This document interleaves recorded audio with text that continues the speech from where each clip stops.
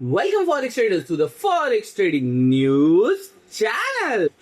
और यहाँ पे हम करते हैं गोल्ड का analysis on the basis of fundamental, technical and psychological levels. कल मार्केट ओपन हुआ था अराउंड 4301 के आसपास, यानी 4300 के आसपास, और मैंने आपको क्लियरली कहा था मार्केट ट्राई करेगा 4311 को सपोर्ट में कन्वर्ट करने का, बट जो कि अभी तक सब कंफर्म सपोर्ट नहीं बना है। क्यों? क्योंकि आप देख सकते हो मार्केट ओपन हुआ है और अभी भी फिलहाल 4311 के आसपास ही होवर अराउंड होता हुआ नजर आ रहा है, और मैंने क्लियरली कहा था बाय ऑन अ डिप। सो जितना मार्केट नीचे जाएगा उतना बाउंस करने की कोशिश करेगा, और आप देख सकते हो कल मार्केट ने यहाँ कोशिश की और यहीं से बाउंस हुआ है।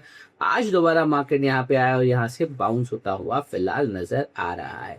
सो ये लेवल्स कितने इंपॉर्टेंट है आपको यहाँ पे पता चल रहा होगा। फिलहाल इन लाइंस की जरूरत हमें है नहीं, तो मैंने कर दिया है रिमूव, और इसके साथ ही बढ़ते हैं ट्रेडिंग इकोनॉमिक्स की न्यूज की तरफ। Gold hold advance as US Iran deal eyed.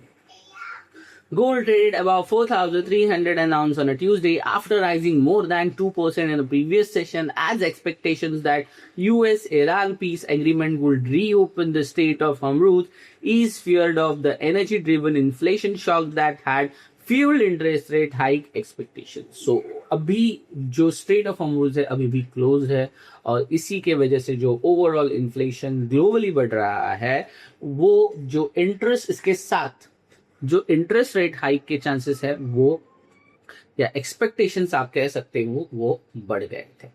The interim accord to expect to sign the both side in Switzerland on a Friday, with President Donald Trump saying the free flow of oil from Persian Gulf will resume once the deal takes effect। इसका मतलब ये deal होने वाला है Friday. अगर ये Friday complete हो जाता है तो बहुत ज्यादा चांसेस है पुरानी तरह, यानी जैसे पहले ऑयल फ्लो हो रहा था उस तरह से ऑयल फ्लो होना शुरू हो जाएगा, और ग्लोबली जो ऑयल की शॉर्टेज चल रही है वो फिल अप हो जाएगी।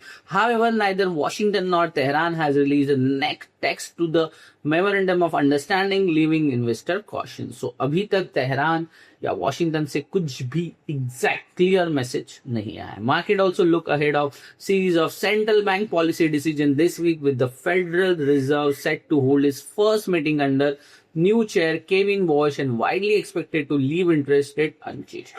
सो इस वेडनेसडे हमारे पास फर्स्ट केविन वॉश की फर्स्ट मीटिंग होने वाली है as a head chair person, plus interest rate शायद अनचेंज रहने के चांसेस बहुत ज्यादा हाई है। सो ओवरऑल ये चीजें हैं जो मार्केट को मूव कर रही है, मार्केट में वोलेटिलिटी क्रिएट करने की कोशिश कर रही है। इसके साथ ही बढ़ते हैं कैलेंडर इवेंट्स पे और देखने की कोशिश करते हैं कौन से कैलेंडर इवेंट्स हमें दिखाई पड़ रहे हैं। कैलेंडर इवेंट्स के लिए आ गया हूँ ट्रेडिंग व्यू के पैनल मेटल माइन की वेबसाइट पे, और आप देख सकते हो आज है ट्यूसडे जून 16, 2026, और एशियन सेशन में 8:49 AM जो कि है JN यानी जापान की मॉनेटरी पॉलिसी स्टेटमेंट, साथ ही साथ Japan bank of Japan policy rates का डिटेल्स आने वाला था जो ऑलरेडी आ चुका है, जिसके अंदर आप देख सकते हो bank of Japan hike the rate highest since 1995।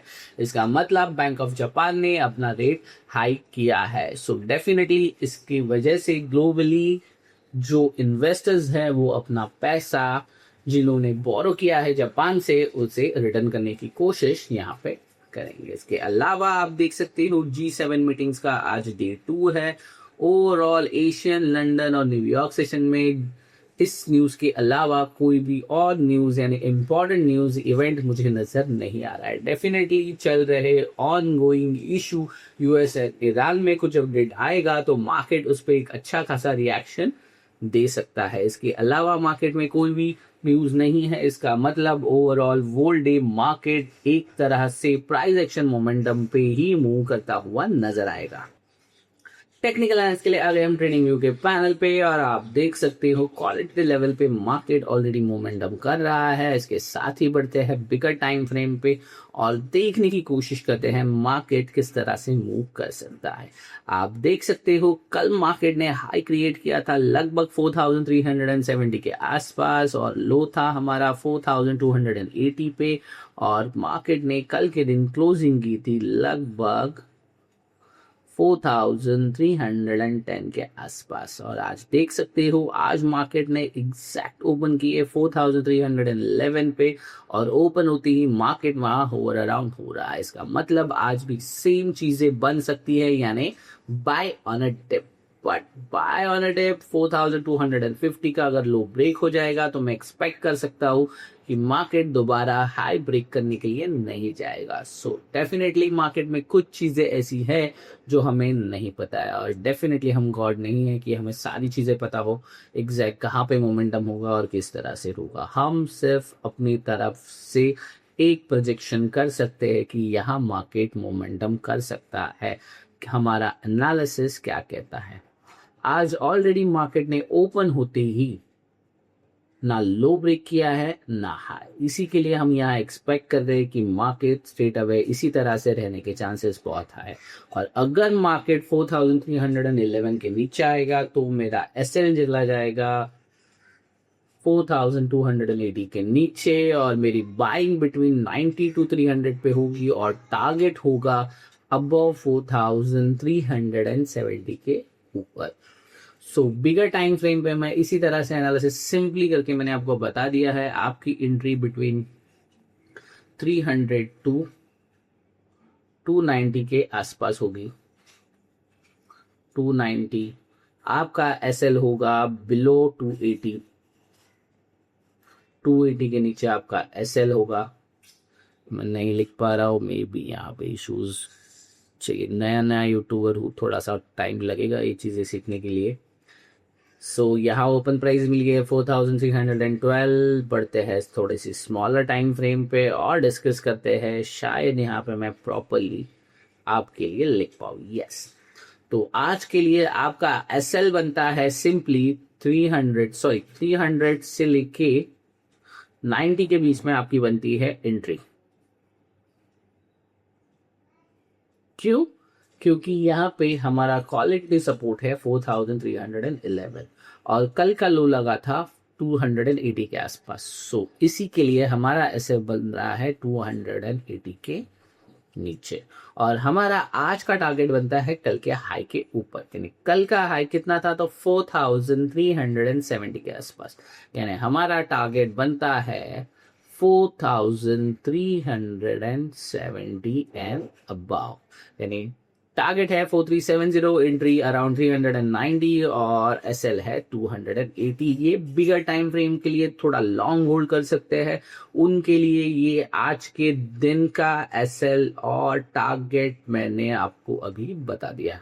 इसके साथ ही आ गए है स्मॉलर टाइम फ्रेम पे। आज मार्केट ओपन हुआ है 4313, 12.985, सो 13 कंसीडर करते हैं। तो इसे अभी मार्केट को यहाँ पे ऐसा जोन बनाना होगा, उसके बाद इसे सपोर्ट या रेजिस्टेंस में कन्वर्ट करना होगा। अगर ऐसा बन जाता है, मार्केट क्रिएट कर देता है, उसके बाद मैं यही देखूंगा कि मार्केट ऊपर से रिजेक्ट हो रहा है या नहीं। क्यों देखूंगा? क्योंकि ऑलरेडी मार्केट ने आज का है यहाँ बना दिया, उसके बाद शायद मार्केट सेल ऑफ होने की कोशिश कर सकता है, और अगर इसे सस्टेन करता है तो सिंपली मेरा एंट्री इसी जोन के अंदर होगा। एसएल बनेगा 316 से लेके 310 के बीच में, टारगेट होगा 4370 अबाव। सो 40 के आसपास एंट्री करके 70 का टारगेट, और अगर मार्केट इसे सस्टेन नहीं करता है तो इसे नीचे तोड़ जाएगा। और अगर नीचे तोड़ने का मैंने क्यों एक्सपेक्ट किया है, क्योंकि already buy on a dip चल रहा है, 4311 हमारा सपोर्ट है, तो उसके नीचे मार्केट अगर चला जाएगा तो दोबारा बाउंस करने के चांसेस हाई रहेंगे, क्योंकि ये एक क्वालिटेटिव लेवल है। आप देख सकते हो इसके नीचे जाते ही मार्केट ने इंस्टेंटली गैप अप ओपनिंग करके दोबारा 4311 के अंदर आने की कोशिश मार्केट कर रहा है। तो उसके लिए मार्केट ने कुछ भी न्यूज क्रिएट किया हो, पीस डील का रीजन हो, बट यही रीजन है यहाँ टेक्निकली हमें यही दिखाई पड़ रहा है। स्टिल 4261 एक क्वालिटेटिव लेवल है जो हमें आज के दिन भी सपोर्ट कर सकती है। कल का लो लगभग 4280 के आसपास पड़ा है, तो इसे भी मैं एक शॉर्ट कंसीडर करूंगा जो हमें आज के दिन बहुत ज़्यादा हेल्प कर सकता है। बट वेट एंड वॉच, ये लेवल्स है और टारगेट हमारा बन रहा है 4300 एंड अबॉव 70। सो मैं यहाँ पे उसे भी आज के दिन आपके लिए मेंशन कर देता हूँ, 4370। सो ट्रेडर्स, आज के लिए इतना ही। Overall that's it from my side. Thanks for watching forex trading news channel.